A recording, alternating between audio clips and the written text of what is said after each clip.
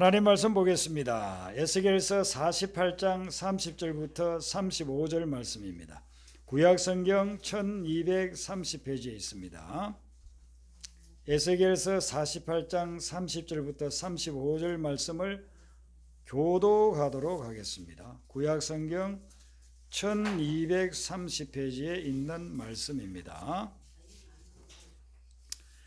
에스겔 48장 30절부터 35절을 교독하도록 하겠습니다. 30절 먼저 읽어드리죠. 그 성읍의 출입구는 이러하니라. 북쪽의 너비가 4,500척이라.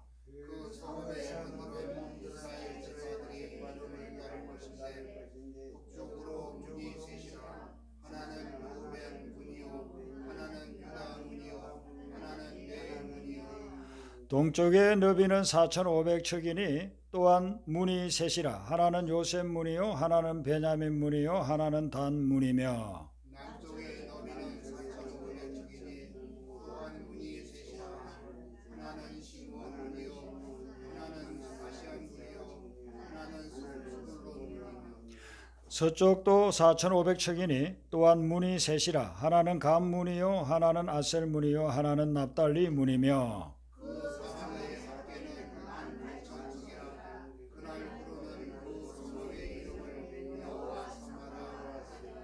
아멘.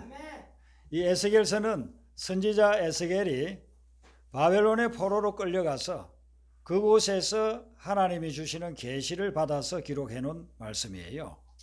바벨론의 느부갓네살 왕이 예루살렘을 세 번에 걸쳐서 침공을 했습니다. 두 번째가 기원전 597년인데 그때에 에스겔과 여러 사람들이 포로로 잡혀갔습니다.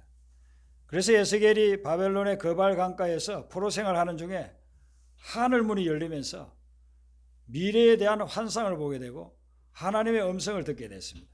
그걸 다 기록해 놓은 것이 에스겔서예요. 에스겔서는 모두 48장으로 되어 있는데 오늘 이 본문 말씀은 제일 마지막에 결론 부분입니다. 그래서 이 본문을 보면은 여기에 하나님께서 앞으로 회복될 이스라엘, 지금은 비록 포로로 잡혀가 있고 지금은 비록 예루살렘은 다 무너지고 성전은 불타서 없어졌지만 지금 포로로 잡혀가 있는 그 이스라엘 백성들이 충분히 그들이 회개하고 난 후에는 회복될 거예요. 그 회복될 예루살렘, 거기에 대한 비전을 하나님이 보여주신 것입니다. 오늘 이 말씀에 보면 그 성읍에, 예루살렘 성읍에 사방으로 문들이 있다고 했죠. 한쪽에 3개씩 해가지고 사방이니까 12개의 문이 있었습니다. 그 문들의 이름이 있는데 이름은 12지파를 이야기합니다. 12지파에 대한 것을 쭉 그 이름에다가 다 붙인 거예요. 12지파라고 하는 것은요, 12는 완벽한 숫자, 완전한 숫자를 이야기합니다. 그러니까 모든 세상 사람들을 영적으로 보면 다 포함한다, 이렇게 볼 수가 있습니다.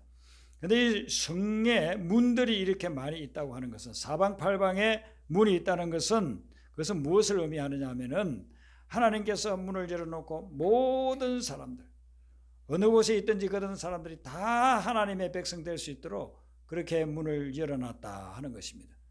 예외가 없습니다. 모든 사람들, 세상에 살고 있는 모든 사람들이 다 구원의 대상이 되는 것입니다.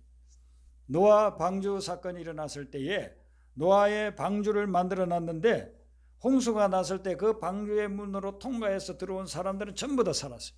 짐승들도 다 살았어요. 그런데 그 문에 들어오기를 거부한 사람들은 어쩔 수 없어요. 하나님이 방주를 만들어 놓고서는 문을 활짝 열어놓고 너희들 다 들어오라, 들어와야만 산다, 앞으로 엄청난 홍수가 나타날 텐데 다 죽을 것이니 여기 들어온 사람만 사니까 사람이든 짐승이든 여기 다 들어와라 했는데 그때 들어간 사람이 노아의 가족 8명밖에 없어요. 그리고 짐승들밖에 없습니다.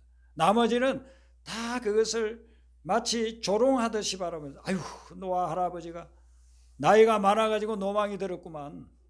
저 산 위에다가 꼭대기에 배를 만들어 놓고 무슨 저기에 들어와야 산다고 하는가. 그렇게 조롱하던 사람들은요, 대홍수가 났을 때 다 죽었어요. 그리고 오늘날도 마찬가지입니다. 하나님께서는요, 영혼들을 향해서 문을 다 열어놓고 있어요. 다 오라고 그렇게 초청하는데 그 초청을 거절하는 사람들은 어쩔 수가 없어요.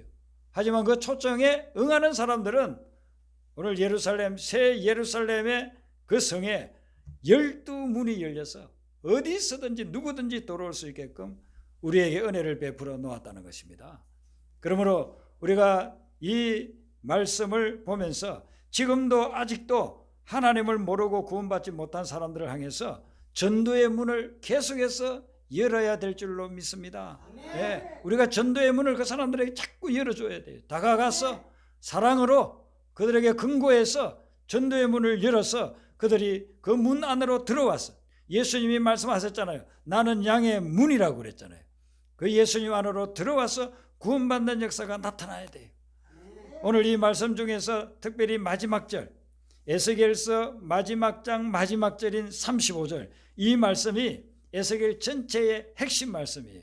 하반절에 보면 그날 후로는 그 성읍의 이름을 여호와 삼마라 하리라 그렇게 이야기했습니다. 성경을 보면은 하나님의 이름이 많이 나타나요.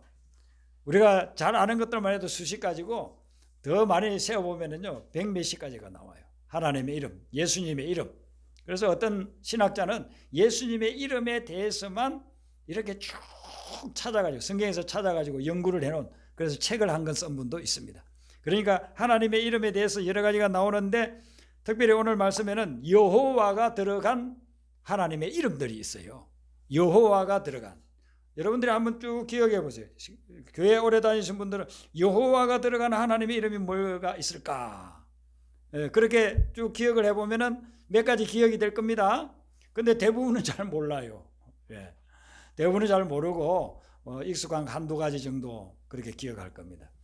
성경을 창세기부터 쭉 읽어보면 여호와가 들어가는 하나님의 명칭이 나오는데 창세기 22장에 들어가면은요 여호와 이레라는 말씀이 나옵니다. 여호와 이레는 뭐냐면은 여호와께서 준비하신다 하는 그런 뜻이에요. 여호와께서 준비하신다. 왜 이런 이름을 붙였느냐 하면은 하나님이 아브라함에게 믿음을 테스트해 보려고 너가 백세에 얻은 아들을 나에게 바치라 했더니만은 아브라함 믿음이 너무 좋은 거예요. 우리 같으면 아이고 하나님께서 왜 바치라고 합니까? 주실 때는 언제고 또 빼앗아가는 게 뭡니까? 이렇게 우리가 거역할 수도 있는데 아브라함은 그냥 하나님을 믿고 하나님이 바치라고 했으면 뭐 또 다시 주시겠지. 이런 믿음을 가지고서 아브라함이 이삭을 딱 바치려고 하는데 하나님이 잠깐 내가 네 마음을 알겠다. 바치지 말아라. 그 대신에 저기 봐라. 저기에 보면은 순양 하나가 지금 숯불에 걸려있지 않나요? 그걸 잡아와서 네가 제물로 바치라. 그렇게 바치고 나니까 아브라함이 너무너무 감사한 거예요. 자기 아들 드릴 뻔했는데 하나님이 그 마음을 아시고 아들은 바치지 말고 수양을 예비해 놓은 거예요. 얼마나 감사한지. 그래서 여호와 이레라 그렇게 칭하는 거예요. 하나님께서 다 예비해 놓으셨구나. 다 준비해 놓으셨구나. 그렇게 말씀합니다. 오늘도 하나님께서는요 여러분의 삶에 필요한 것을 다 준비해 놓으신 줄로 믿습니다. 우리 하나님 믿고 의지하면서 나아가면 하나님께서 여러분의 필요한 것은 다 준비를 해 놓는 것입니다.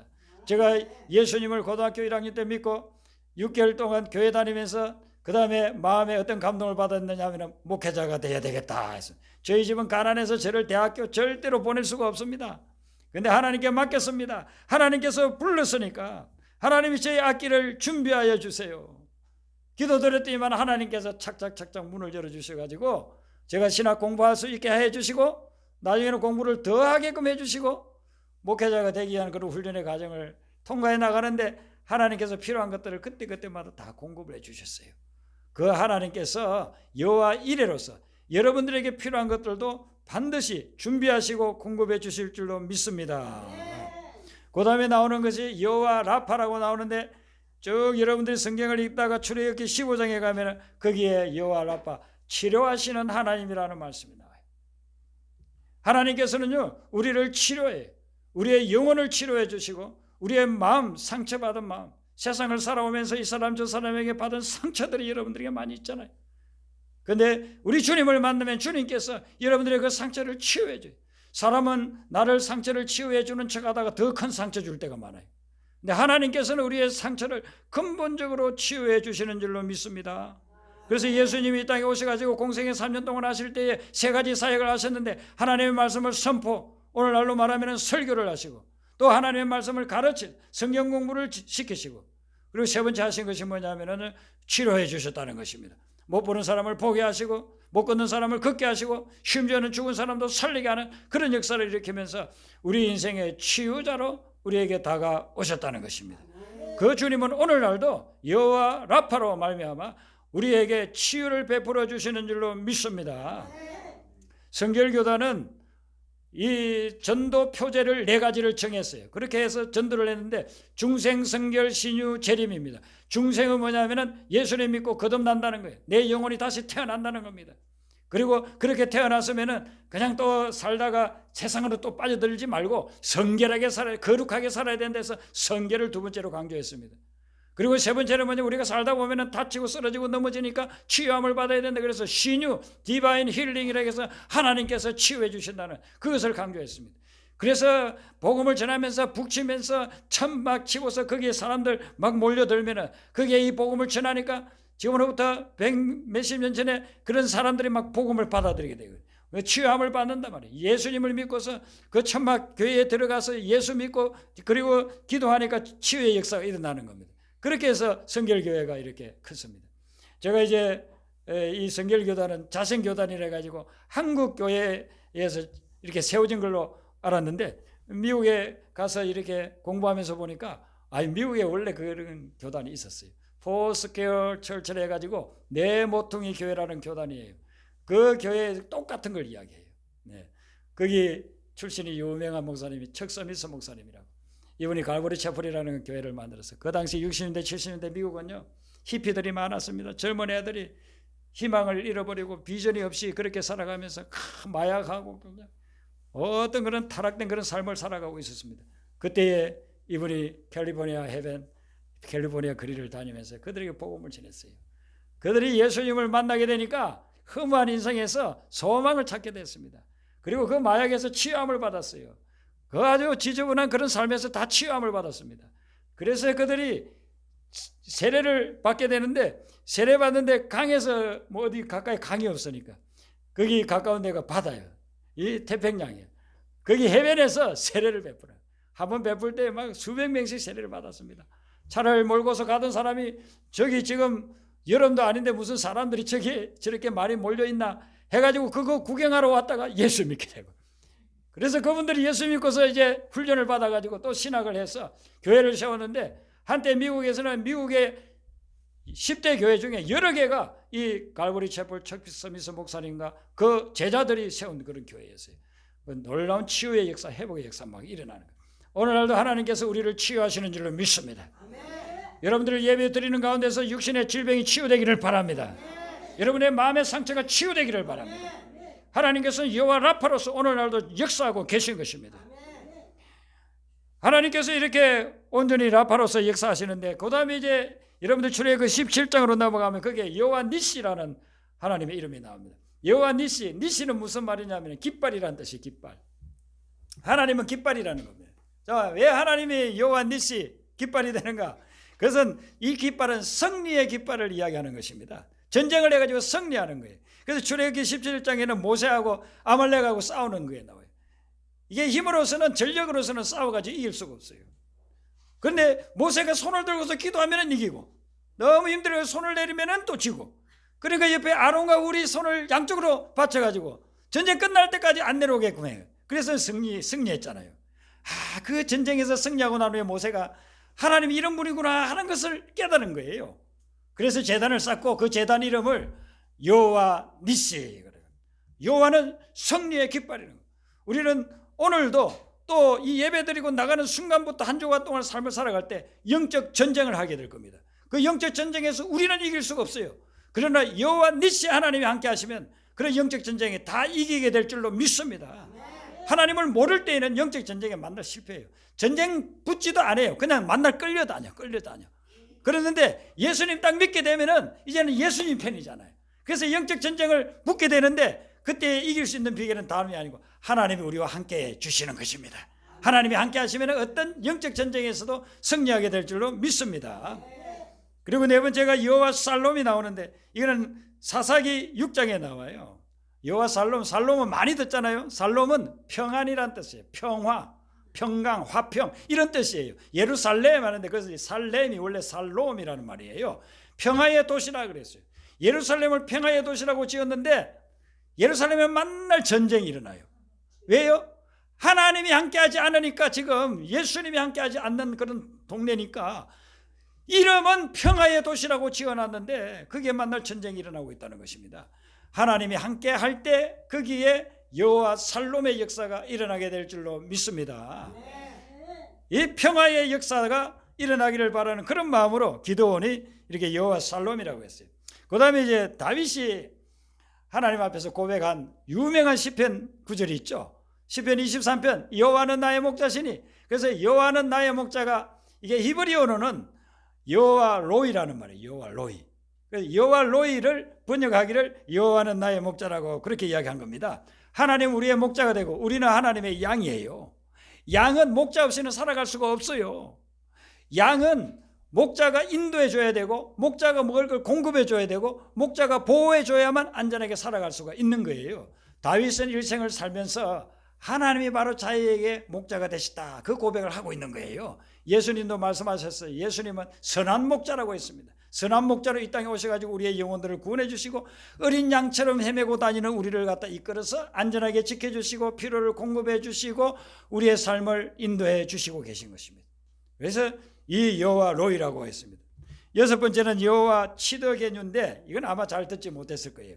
여호와 치더게뉴라는 말씀은 예언서에 이사야서라든지 예레미야서라든지 또 소예언서 이런 데 보면은 여호와 치더게뉴가 나요. 여호와 치더게뉴라는 말은 뭐냐면은 공의의 하나님, 정의의 하나님이란 그런 의미가 있는 거예요. 치더게뉴라는 게 공의, 정의라는 그런 뜻입니다. 하나님께서 공의를 행합니다.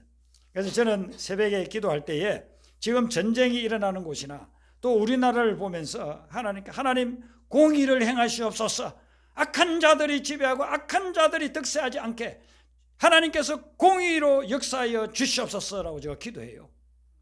당장은 이루어지지 않는 것 같지만은 그 기도를 드리면 점점 시간이 지나면은 그게 이루어져요. 제가 학창 시절이었을 때에 그때에 막 난리 났었습니다. 광주 사태가 일어나고 독재자가 그렇게 막 쿠데타를 이렇게 하고 그때 우리가 많이 들었던 기도가 그 기도였어요. 하나님 공의의 하나님 공의를 행하소서, 공의를 행하소서, 그렇게 기도드렸는데 지금 하나님께서 그 공의를 행하셔가지고 그런 것들이 다 끝나게 하셨잖아요. 네. 그러므로 지금도 보면은 불의가 행행하고 있는 그런 지역들이 있습니다. 나라가 있습니다. 그런 나라들을 위해서는 이 공의의 하나님이여 역사하시사 임재하시사 공의를 행하소서. 그럴 때에 공의의 역사들이 일어나게 되는 그런 하나님의 은혜가 여러분들에게 임하는 역사가 있기를 주님의 이름으로 축원합니다. 그리고 오늘 이 본문 말씀에 여호와 삼마라고 나옵니다. 여호와 삼마라는 말씀의 뜻은 뭐냐면은 여호와께서 거기 계신다라는 뜻이에요. 여호와께서 거기 계신다. 그러면 여호와께서 거기 계신다라고 하면은 우리가 어떤 오해를 할 수 있느냐 하면은 여호와께서 거기만 계시면 다른 데는 안 계신가? 이렇게 생각할 수 있어요. 여호와께서 저 북한산에 계시다 누가 그러면은 여호와께서 저 지리산에는 안 계신가? 한라산에는 안 계신가? 이렇게 생각할 수 있죠. 그런데 오늘 본문 말씀에서 여호와 삼마는 그런 의미가 아니고 여호와 하나님은 어디에나 계세요. 하나님이 계시지 않은 곳이 없어요. 어디에나 다 계세요. 그런데 왜 하나님이 거기에 계시다 이렇게 말씀하시느냐 하면은 하나님이 특별한 목적을 가지고 특별하게 역사하실 때 그때 하나님이 거기 계시다라고 하는 거예요. 그래서 하나님은 어디에나 계시지만은 우리의 삶에 특별한 어떤 역사가 일어나야 될 때 그런 때는 하나님께서 거기에 계신 하나님으로 다가온다는 거예요. 야곱이 자기 형을 화나게 해가지고 장자권을 다 빼앗고 그리고 거짓말해서 도망을 갔잖아요. 야반 도주해가지고 도망가다가 베델이라고 하는 곳에서 누워 자고 있는데 자기 혼자라고 생각했어요. 나는 이제 붙잡히면 죽는다. 나는 이제 쓸쓸한 나그네다. 고독한 나그네가 되어버렸다. 이렇게 생각하고 있는데 잠을 자면서 꿈을 꾸니까 거기에 천사가 오르락내리락 하고 있잖아요. 깨달은 게 뭡니까? 하나님이 여기에도 계시네. 하나님이 없으리라 생각했어요. 자기는 도망자고 이 쓸쓸한 광야에서 어떻게 하나님이 이런 데 같이 할 수 있을까? 그 전까지는 믿음이 없었어요. 하나님이 어디나 계시고 내가 어딜 가든지 함께 하신다는 그런 믿음이 없었어요. 그런데 그 꿈을 통해서 깨달았어요.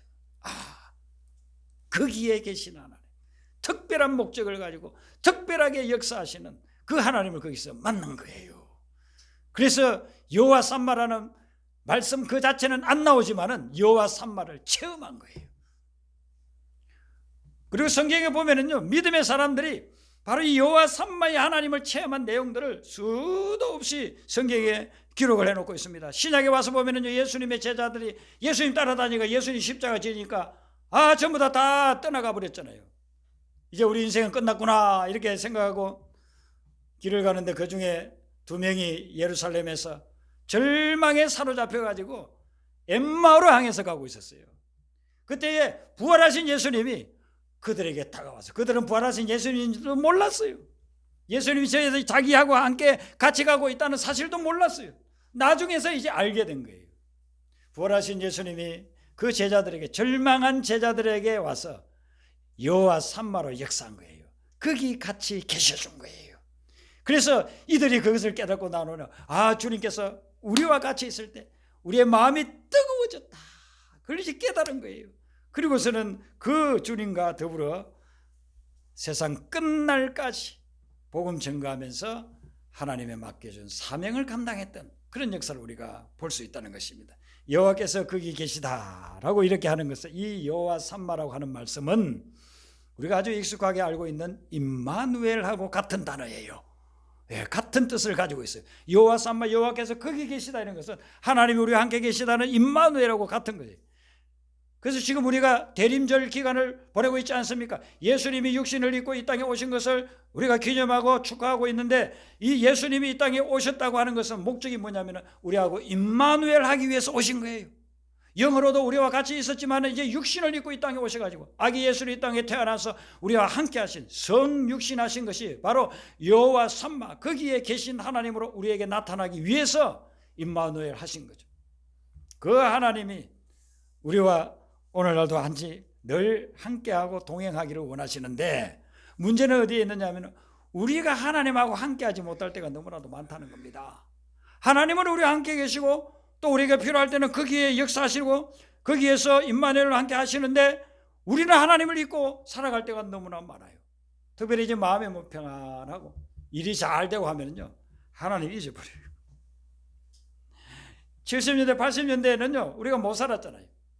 그래서 교회에 오면은요, 천막천 그런 교회에도 사람들이 모여가지고 하나님을 생각하고 하나님을 만나고 하나님께 부르짖었습니다. 그런데 지금은요, 그런 게 다 사라져요. 지금 먹을만 하니까, 지금은 살만하니까, 지금은 평안하니까 하나님 찾지를 안 해요. 하나님 찾는 사람들이 점점 식어가요. 그래서 그때처럼 간절히 기도하는 교회들이 별로 없어요. 하나님은 우리하고 함께 하는데 우리는 하나님의 손을 놓아버리고 다녀요. 하나님 손잡고 이렇게 가다가 이제 나는 먹고 살만해요, 나는 평안해요, 그러니까 하나님 손 놓고 다녀요. 하나님의 마음이 얼마나 아프고 답답하겠습니까? 그래서 하나님이 나와 함께 하신다는 것, 이거는 일말의 의심의 여지도 없습니다. 분명한데 우리가 이제는 어떻게 해야 되느냐 하면은 하나님의 손을 붙잡아야 된다는 거, 하나님과 함께 해야 된다는 겁니다. 복음성가에 보면은 그런 가사가 있죠.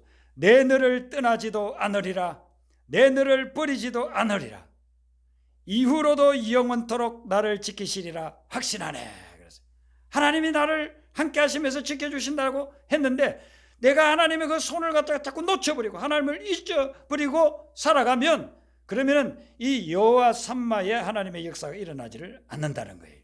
그래서 여호와 삼마의 하나님을 체험하려고 하면 우리는 우리의 삶 속에서 하나님을 날마다 만나려고 해야 되는 것입니다.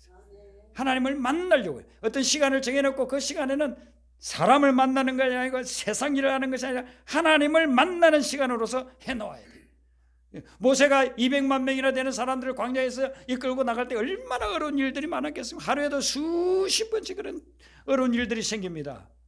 그걸 어떻게 해결해 나갑니까? 모세는 해막을 만들어 놨습니다. 성경에 보면 해막이 성막을 의미하는 그런 단어로 나올 때도 있는데 모세가 만든 이 해막은 성막하고 달라요. 해막이라고 하는 것은 텐트 오브 미팅이라 해가지고 만남의 천막이라는 데요. 만남의 천막. 누구를 만나요? 하나님 만나려고. 사람 만나는 천막이 아니에요. 하나님 만나려고. 그래서 매일 매 순간마다 이 모세는 아침으로 저녁으로 또 시간 날 때마다 그 해막에 들어가서 하나님하고 대화를 나누고 하나님을 만나는 겁니다. 그래서 하나님이 알려주는 대로 이스라엘 백성들을 인도해 나갔기 때문에 인류 역사상 가장 위대한 지도자가 된 거예요. 모세는 하나님 만나는 시간을 딱 정해놨습니다. 엘리야는 갈멜산에서 호렙산에서 올라가가지고 거기에서 하나님을 만나는 것입니다. 다윗은 장막을 만들어 놓고 다윗의 장막이라고 하는 말이 나올 정도로 장막을 만들어 놓고 거기에서 하나님을 만났던 것입니다. 그러므로 여러분들도 삶 속에서 분주하게 바쁘다가 하나님 믿고 살지를 마시고 반드시 어떤 일정 시간을 하나님 만나는 시간으로 확보해 놓으시기를 바랍니다. 하나님을 만나셔야 돼요. 새벽에도 만나시고 저녁에도 만나시고. 한국교회에 부흥사분들이 훌륭한 분들이 많이 있으신데 그중에도 특출한 분이 계십니다. 그분이 이승봉 목사님이라는 분입니다. 그래서 우리 앞 세대 분들은 이분을 모르는 분이 거의 없어요. 이분이 전국으로 다니면서 부흥회를 인도했습니다. 그리고 이분이 찬양을 너무 은혜롭게 부르시고 찬양이 그런 은사가 있었어요. 그리고 철로 역정 강의를 하면 사람들이 그렇게 감동을 많이 받았습니다. 철로 역정의 그 내용은 다 성경적인 내용이잖아요. 존 버넬이 만든 그런 분인데 이분이 늘 사람들을 좀 의아하게 하는 습관이 하나 있었습니다. 그건 뭐냐면 늘 오른쪽 이 손을 주먹을 쥐고 다녔다는 거예요. 왼손은 늘 펴고 다니는 거예요. 길을 걸으면서 오른손을 갖다 주먹을 쥐고 다니는 겁니다. 그러니까 사람들이 이상하게 생각합니다. 아, 저 목사님 왜 저 주먹을 저렇게 쥐고 다니실까? 내 손가락이 아프신가? 그렇게 했어요. 그리고 어떻게 겨울이 다가와가지고 추울 때는 장갑을 껴야 되냐는. 장갑을 껴야 되는데 장갑을 낄 때도요 손을 펴서 껴야 되지 않습니까? 손을 펴지를 않고 주먹을 쥐고서 이렇게 장갑을 끼는 것입니다. 그러니까 어느 날 성도님 한 분이 목사님께 갔어요. 목사님, 왜 목사님 날 주먹을 그렇게 쥐고 다니세요? 혹시 오른손이 불편하십니까? 라고 그렇게 물었습니다. 그랬더니만 목사님이 뭐라고 말씀하셨냐면은 나 예수님 손잡고 다니느라고. 그래서 주먹을 쥐는 그 순간 내가 예수님 손을 잡았다. 그 마음에 결심을 가지고서 늘 그렇게 주무실 때야 의식이 없으니까 뭐 모르죠. 그 외에는 늘 주먹을 쥐고 다니면서 예수님 손잡고. 그래서 그분은 예수님 중심, 예수님 제일주의, 예수님과 동행 그런 삶을 추구하면서 말씀을 전국 방방곳곳에 지나면서 많은 불신 영혼들이 회심하고 주님 앞으로 돌아오게 되는 그런 역사들이 일어났습니다. 오늘도 여러분들이 한번 그걸 시도해 보세요. 주먹을 쥐시든지 오른손이든 왼손이든지 여러분들이 주님을 잊지 않고 늘 주님과 함께 한다는 그런 의식을 가지게 하는 그런 걸 갖다 하나 마련하시면 참 좋겠어요. 그래서 주님을 잊지 않고 1년 365일 하루 24시간을 늘 주님과 동행하는 그런 삶이 되시기를 바랍니다. 그럴 때 여호와 삼마의 하나님은 오늘도 여러분들에게 찾아오셔서 역사하시고 도우시고 회복시키시며 구원시키는 그런 역사가 일어나게 될 줄로 믿습니다. 우리 아까 불렀던 찬송 복음성가